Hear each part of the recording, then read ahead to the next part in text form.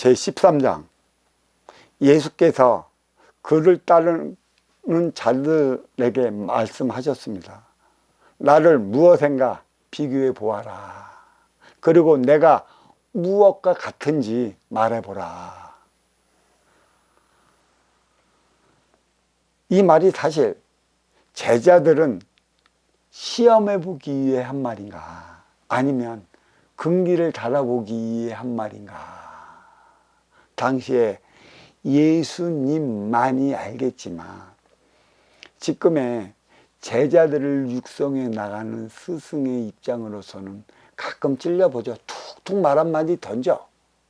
근데 이들은 자기의 습에 젖어 있어 갖고 그냥 지들처럼 농담 한마디 던지는 것 중으로 알아.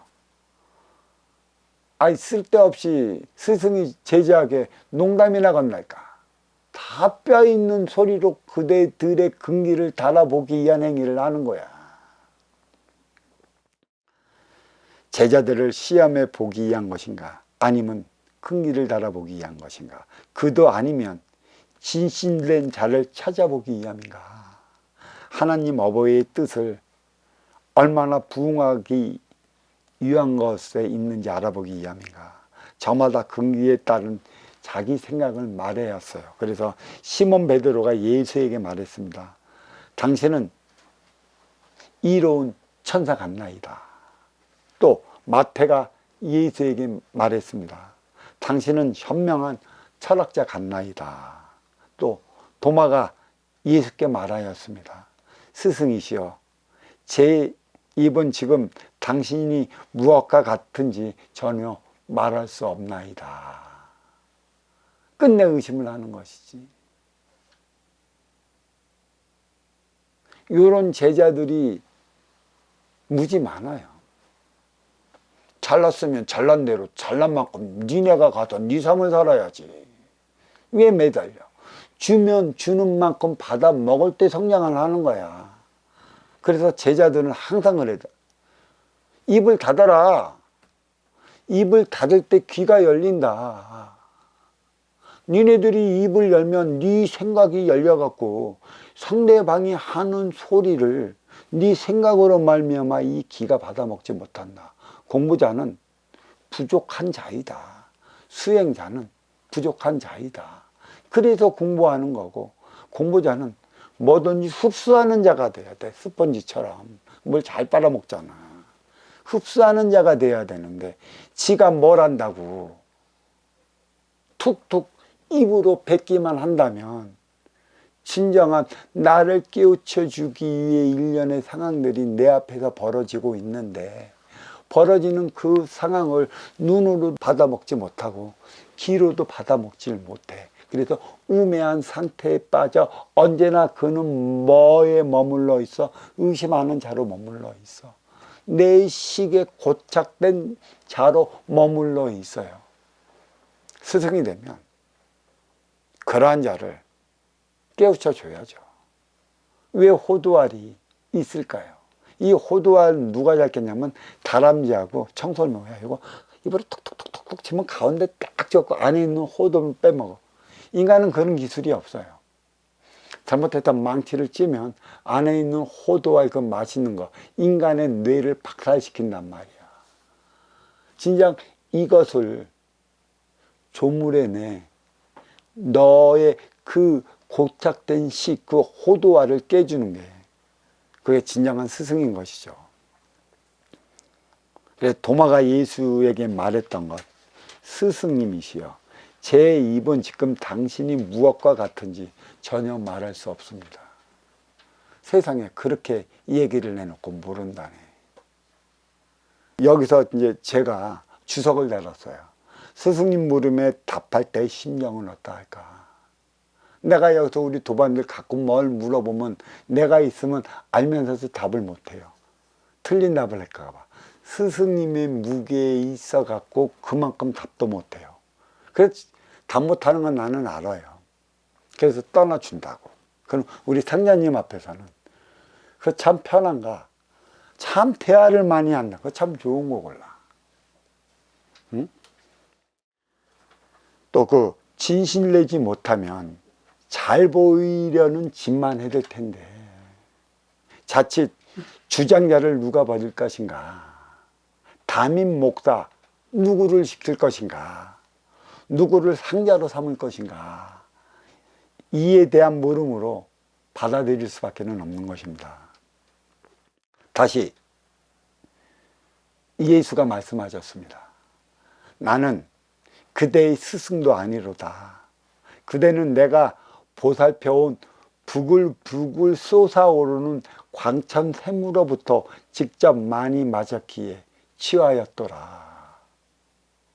예수의 말씀을 내 빛으로 받아들여 아름다운 꽃으로 아름다운 빛으로 승화시켰다면 모르나 이 의심으로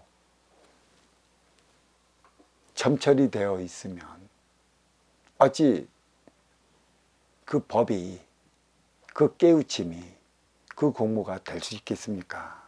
그래서 제가 여기서 주석을 다른 게 착각하지 말라는 말씀이 아닐까. 천지 어버이 품으로 돌아가는 길만을 설하였을 때림인데 누가? 예수님께서 저마다 확대 해석을 한 것이라. 그리하여 예수께서는 나는 너의 스승이 아니라고 말씀하셨습니다. 깨어나야 한다는 것이죠. 자기 도취에 빠지지 말라는 것입니다. 제가 가끔 그러죠. 여기 오면 스승님 들음 하면 가끔 툭툭 내뱉을 때가 있어요. 내가 어찌 네 스승이냐. 내 말도 안 듣는 니들이 어찌 내 스승이냐는 얘기예요. 진정 스승이라고 한다면 믿고 따라와 봐라. 니들 구렁텅이로 못 안을 스승이 있겠는가. 너의 삶을 살아가게끔 가르치고자 발버둥 치는 게 스승인데 그 스승을 못 믿으면 어떻게 할 것인가. 그리고 예수께서 도마만을 데리고 은밀한 곳으로 가시었다. 그리고 도마에게 세 마디 말씀을 전하였다. 제가 앞서서 얘기한 것이죠. 도마는 의심 많기로 유명하다. 어떠한 세 마디 말씀을 하셨을까. 진정 제자를 아끼고 사랑하는 스승의 입장에서 바라보자. 어떻게 할 것인가. 쾌수천만고로 스승의 입장으로 한번 생각해 보시라는 것이에요. 어떻게 너의 삶을 살 수 있도록 이끌어갈 것인가. 도마가 그의 친구들이 있는 곳으로 되돌아왔을 때 그들이 도마에게 물었다. 예수께서 어떤 말씀을 하셨는가? 어떤 말씀을 하셨겠어요? 당근과 채찍, 앞서 얘기한 바대로 내 입장으로서, 내가 스승의 입장으로서, 선지자의 입장으로서 따르는 제자를 일깨워 주기 위한 스승의 행동, 그것도 안 보이는 은밀한 장소에서 한 세 마디 말이 무엇일까? 이거는 아마 살아가면서 화두로 잡으면 내가 어느 때는 분명 운용의 주체로서의 삶을 살아가야 할 때 아마 거기에 반영시켜도 되지 않을까 싶습니다. 도마가 그의 친구들이 있는 곳으로 되돌아왔을 때 그들이 도마에게 물었다. 예수님께서 무엇을 말씀하셨는가? 예수께서 도마가 말씀하시는 거예요. 예수께서 나에게 한 말씀을 너희가 들으면 너희가 돌로 나를 칠 것이다. 무슨 소리를 했을까요?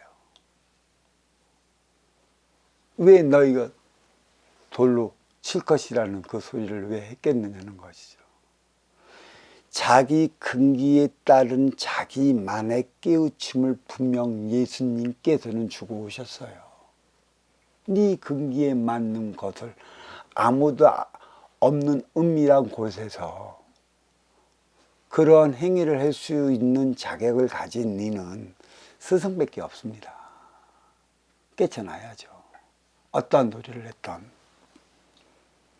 그래서 한마디라도 한다면 이 못된 놈 하고 돌로 치지 않았으면 정말 그럴까? 정말 예수님이 너한테 그랬을까? 거짓말 치지 마라 하는 식으로 또 한 대 칠 수가 있는 것입니다.